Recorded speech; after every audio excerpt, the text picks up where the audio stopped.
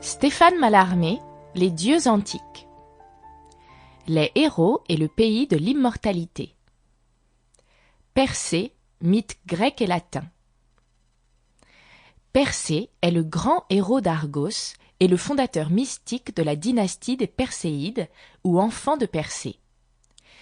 Héraclès appartenait à la famille de Persée. On nous présente sa mère Alcmène comme la petite-fille du héros. L'histoire d'Héraclès a été, cependant, racontée avant celle de Persée, parce qu'Héraclès n'est le descendant de Persée que dans la seule mythologie d'Argos. Chaque État ou chaque cité avait son propre fond de tradition, dont aucune ne s'accordait de tout point avec celle des autres États ou des autres cités. Et les légendes d'Héraclès se connaissaient au loin plus que celles de Persée. Elles servirent de fondement à l'histoire, non seulement de ce dernier, mais de beaucoup d'autres héros. Vous voici donc prévenus que le conte de Persée est véritablement la répétition du conte d'Héraclès, quoique le peuple d'Argos, jadis, n'ait point eu vent de cela. Des différences dans les noms des personnes et des lieux mentionnés obscurcirent les points de contact suffisamment pour faire paraître ces contes très différents aux yeux de gens que rien ne portait à les examiner avec minutie, ou plutôt avec un esprit critique.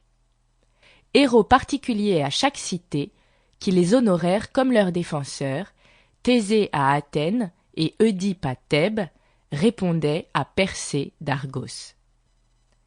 Les hommes de Thèbes, d'Argos et d'Athènes regardaient leurs légendes héroïques comme des histoires distinctes véritablement.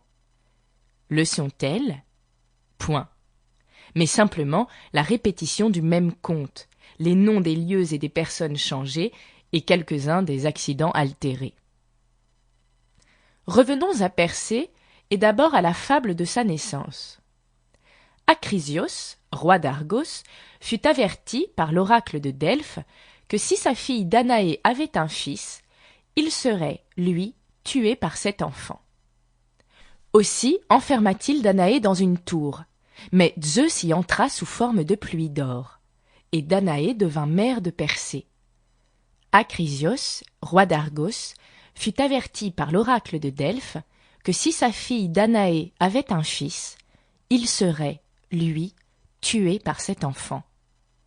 Aussi enferma-t-il Danaé dans une tour, mais Zeus y entra sous forme de pluie d'or, et Danaé devint mère de Persée. Acrisios plaça Danaé et son nouveau-né dans un coffre que les vagues de la mer portèrent à l'île de Sériphos. La jeune femme et l'enfant, sauvés, furent traités avec bonté par Dictys, frère de Polydecte, roi de l'île. Persée grandit, doué d'une beauté et d'une force plus qu'humaine. Ses yeux étincelants et ses cheveux d'or le faisaient pareil à Phoibos, seigneur de la lumière. La destinée qui échut à Persée fut toutefois un lot de dur labeur, de peines et de dangers terribles enfin, mais que devait suivre une grande récompense. Voici. Le cruel Polydecte chercha à gagner l'amour de Danaé. Et comme Danaé refusait, ce roi mit à son tour la princesse en prison, disant qu'elle n'en sortirait pas, à moins que Persée n'apportât la tête de la gorgone Méduse, l'une des 3 filles de Phorcos et de Célo. Ses sœurs, Sténo et Euryale, étaient immortelles, mais elle était mortelle. La légende est belle.